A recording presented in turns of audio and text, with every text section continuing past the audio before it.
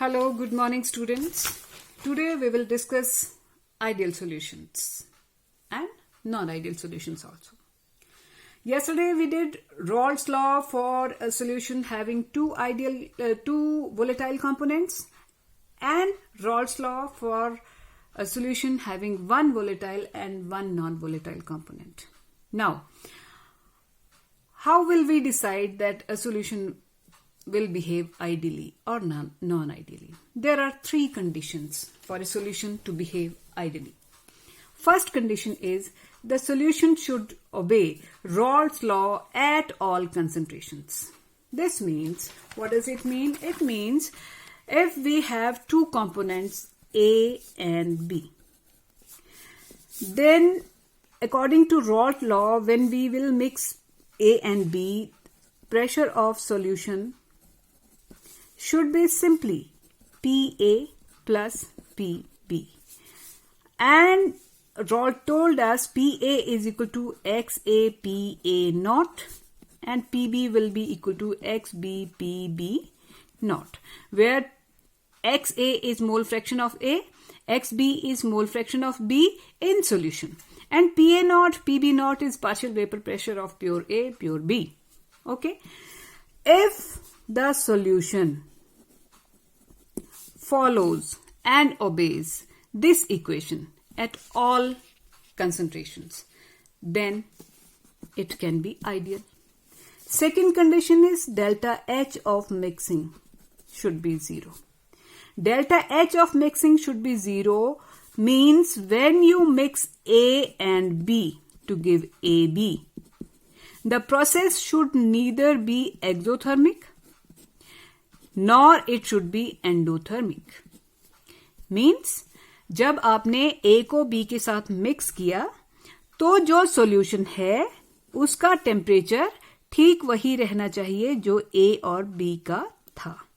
अगर टेम्परेचर बढ़ गया, मतलब AB को मिक्स किया और टेम्परेचर बढ़ गया, इसका मतलब मिक्स करते वक्त हीट निकली, तभी तो AB का मतलब सॉल्यूशन का टेम्परेचर जो A और B से हाई हुआ.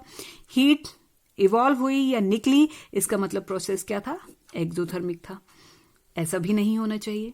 और अगर A और B का जो अलग अलग टेम्परेचर था उससे कम टेम्परेचर सॉल्यूशन का हो गया, इसका मतलब ड्यूरिंग मिक्सिंग जो है हीट जो है एब्जॉर्ब कर ली है इसने वहीं से, तो वो कैसा प्रोसेस था? एंडोथर्मिक. इन दोनों में से कुछ भी नहीं होना चाहिए. During mixing no heat should be involved, no heat should be absorbed. Next condition is delta V of mixing should be 0. Delta V of mixing should be 0 simply means if you take 10 ml of A added to 50 milliliter of B, then the volume of solution should simply be 60 ml. It should neither be 59 ml, तब भी गलत है, और अगर 61 ml निकलता है mean 60 से ज्यादा हो जाता है या 60 से कम हो जाता है, again we will say that delta V of mixing is not 0. Delta V of mixing का 0 होने का मतलब है कि जितना वॉल्यूम दोनों कंपोनेंट्स का आपने मिक्स करने से पहले लिया है, सॉल्यूशन का वॉल्यूम भी उतना ही होना चाहिए, total volume. Now why and when does a solution behaves ideally? कोई भी solution ideally तब behave करता है when old attractive forces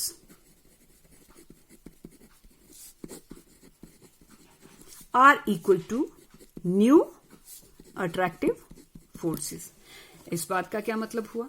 इस बात का मतलब हुआ कि we took A and B to make a solution. तो A के मॉलिक्यूल्स के साथ अट्रैक्टिव फोर्स थी AA और B के मॉलिक्यूल्स के साथ अट्रैक्टिव फोर्स थी BB.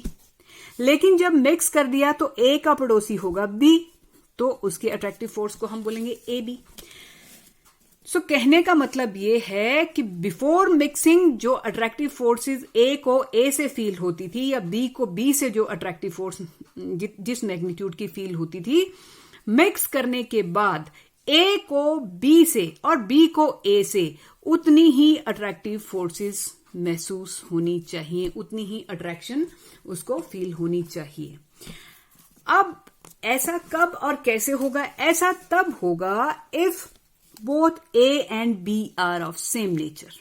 सेम नेचर मीन्स ये नॉन पोलर है तो ये भी नॉन पोलर होना चाहिए। मिक्स किया तो एक नॉन पोलर दूसरा नॉन पोलर। ये अगर पोलर है तो जितनी कर पोलैरिटी इसकी है उतनी ही पोलैरिटी इसकी होनी चाहिए, ताकि आफ्टर मिक्सिंग जो है, मान लीजिए आफ्टर मिक्सिंग क्या चेंज आ सकती है अदरवाइज। मान लीजिए A is polar, A polar है, नेचर सेम नहीं है। अगर A पोलर है तो इसके बीच जो अट्रैक्टिव फोर्स है उसको ब्रेक करने के लिए आपको ओल्ड अट्रैक्टिव फोर्सेस आपको ब्रेक करनी पड़ेंगी, तभी सोल्यूशन बनेगा मिक्सिंग के बाद। तो A की अट्रैक्टिव फोर्सेस को आपको ब्रेक करने के लिए 50 किलो जूल एनर्जी लगती है, और B की अट्रैक्टिव फोर्सेस को ब्रेक करने के लिए मान लीजिए 10 किलो जूल की। तो ये टोटल आपका ब्रेक ओल्ड अट्रैक्टिव फोर्सेस को ब्रेक करने के लिए लग गई 60 किलो जूल एनर्जी। लेकिन जब A और B, जब आप 2A और 2B को ब्रेक करेंगे तो 2 ही AB के पेयर भी बनेंगे। तो अब लेट अस से कि इनके अट्रैक्टिव फोर्सेस जो है, अब ना तो वो 50 के मैग्नीट्यूड के बनेंगे ना 10 के मैग्नीट्यूड के बनेंगे। अगर ये उससे कम एनर्जी वाले बनते हैं तो भी एनर्जी चेंज होगी, अगर ज्यादा वाले बनते हैं तो भी एनर्जी चेंज होगी। This should not happen when we are discussing an ideal solution. तो ओल्ड अट्रैक्टिव फोर्सेस और न्यू अट्रैक्टिव फोर्सेस बराबर तभी हो सकती हैं जब nature of A and B similar हों। फॉर एग्जाम्पल जैसे N हेक्सेन को आप N हेप्टेन के साथ मिक्स करेंगे तो दोनों नॉन पोलर है। जितनी अट्रैक्टिव फोर्सेस N हेक्सेन के साथ होंगी लगभग उतनी ही N हेप्टेन के साथ होगी, और जब दोनों को मिक्स कर देंगे तो दोनों के बीच भी उसी मैग्नीट्यूड की अट्रैक्टिव फोर्सेस डेवलप होंगी। और जितना कर एस्केप A पहले कर लेता था या B कर लेता था, मिक्स करने के बाद भी दोनों की एस्केपिंग टेंडेंसी में कोई फर्क नहीं आएगा अगर अट्रैक्टिव फोर्सेस पुराने जितनी ही हैं। अब एस्केप करने की टेंडेंसी में कोई फर्क नहीं आ रहा है, इसका मतलब ये जो प्रेशर एक्सर्ट करने वाले हैं उसमें कोई फर्क नहीं आने वाला है। Escaping tendency means they will exert pressure only when they escape. जब वो सॉल्यूशन से भागेंगे, ऊपर वेपर बनाएंगे, तभी तो प्रेशर एक्सर्ट करेंगे। तो भागने की फोर्स में, भागने की टेंडेंसी में कोई फर्क नहीं पड़ा है A और B में मिक्स करने के बाद, तो फिर उनका प्रेशर उतना ही होगा जितना आइडियली होना चाहिए, जितना रॉल्ट ने प्रोजेक्ट किया था कि इतना होना चाहिए। अब आइडियल सॉल्यूशन के जो एग्जांपल्स हैं, N हेक्सेन, N हेप्टेन के सिवाय bromoethane, chloroethane is one example, benzene, toluene, chlorobenzene, bromobenzene, then bromoethane, iodoethane. These are few examples जो हमें इन एग्जाम्पल्स को देख के भी साफ क्लियर हो जा रही है चीज कि ब्रोमोइथेन और क्लोरोइथेन की नेचर एक जैसी होती है। Both are very mildly polar. Benzene and toluene both are non polar, so they make an ideal solution. Chlorobenzene, bromobenzene, again similar nature, similar polarity. Bromoethane, iodoethane, they are very mildly polar, but both are similarly polar. So after mixing, there will be no change in attractive forces, no change in escaping tendency. So they will exert same pressure as they would have exerted if they were not mixed with each other. So now, what if a solution does not obey Raoult's law under all over entire range of concentration? अगर कोई solution Raoult's law को obey नहीं करता है throughout, मतलब सारी concentrations पे, तो उस solution को हम कह देते हैं non-ideal solution. Non-ideal solution दो तरह के हो सकते हैं। जब आप रॉल्ट्स लॉ को ओबे नहीं करोगे तो इसका मतलब यह है सॉल्यूशन का pressure will not be equal to X A P A naught X B P B naught. ये तो तब होना था अगर आप आइडियली बिहेव कर रहे होते, अगर सॉल्यूशन आइडियली बिहेव कर रहा होता तो ये इक्वेशन आनी थी। अब जब आप जब एक सॉल्यूशन नॉन आइडियली बिहेव कर रहा है, then there are two possibilities. That pressure of solution is greater than XAPA0 plus XBPB0, or it can be less than XAPA0 plus XBPB0. दोनों situations हो सकती हैं. First situation is called positive deviation.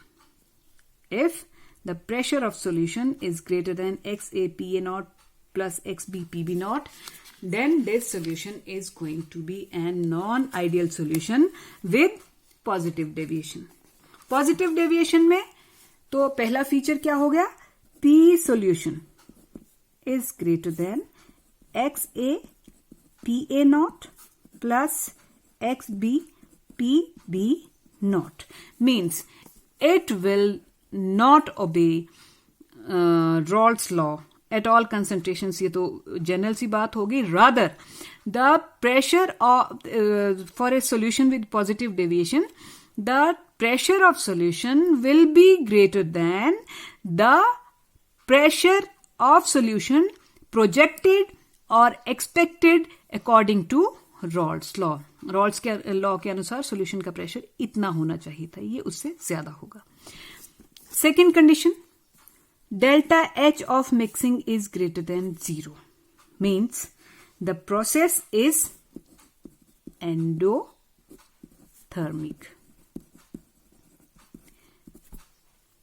और ये greater than 0 means positive.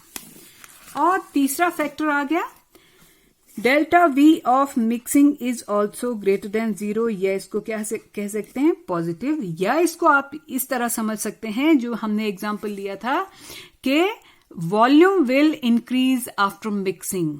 हमने example लिया था 10 millilitre A plus 50 millilitre B should be exactly equal to 60 millilitre if it is an ideal solution. But when delta V of mixing we are saying is greater than 0, तो 10 और 50 millilitre को add करके 60 नहीं, 60 से ज्यादा 60.2, 60.5, 60.3 या even 61 millilitre, मतलब 60 से कुछ भी ज्यादा मिलीलीटर अगर वॉल्यूम आ जाता है उस एग्जांपल में, तो delta V of mixing greater than 0 हो गया. नाउ अब हम ये देखेंगे कि why the pressure is greater then expected, why delta H is, why the process is endothermic and why the volume is increasing. देखिए, when the attractive forces between A and A and B are not equal to A and B, rather old attractive forces, इनको हम old attractive forces कहते आए हैं. किसको? ए की ए के साथ मिक्स करने से पहले जो कंपोनेंट के मॉलिक्यूल्स की आपस में, जैसे ए के मॉलिक्यूल की ए के साथ जो अट्रैक्टिव फोर्स होगी, या बी के मॉलिक्यूल की बी के साथ जो अट्रैक्टिव फोर्स होगी, उसको बोलेंगे ओल्ड अट्रैक्टिव फोर्स. और जब मिक्स कर देंगे तो तो अट्रैक्टिव फोर्सेस किसके बीच बनेंगी? ए और बी के बीच. तो मतलब न्यू अट्रैक्टिव फोर्सेस वो कमजोर हैं और ओल्ड अट्रैक्टिव फोर्सेस जो थी वो स्ट्रांग थी. इसका एक एग्जाम्पल हम लेंगे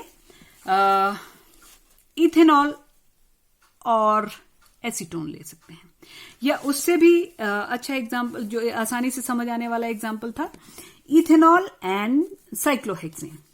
इथेनॉल एंड साइक्लोहेक्सेन को हम मिक्स कर देते हैं. साइक्लोहेक्सेन इज दिस, ये साइक्लोहेक्सेन थी और ये साइक्लोहेक्सेन इज नॉन पोलर. तो साइक्लोहेक्सेन के साथ जो है वो कोई खास अट्रैक्टिव फोर्सेस नहीं होंगी. साइक्लोहेक्सेन को तो कोई खास दिक्कत, मतलब उसकी अट्रैक्टिव फोर्सेस में तो कोई खास चेंज नहीं आएगा. लेकिन इसको देखिए, इथेनॉल के साथ बनाता है inter molecular hydrogen bonding. Ethanol का O पार्शियली नेगेटिव चार्ज है और H पॉजिटिव है, तो यहां पे इस तरह से अट्रैक्टिव फोर्सेस बनी होंगी जब इथेनॉल अकेला था, और साइक्लोहेक्सेन ये है जब ये अकेला था. अब हमने क्या किया, इथेनॉल को मिक्स किया साइक्लोहेक्सेन के साथ, तो इथेनॉल का नेबर बन गया साइक्लोहेक्सेन।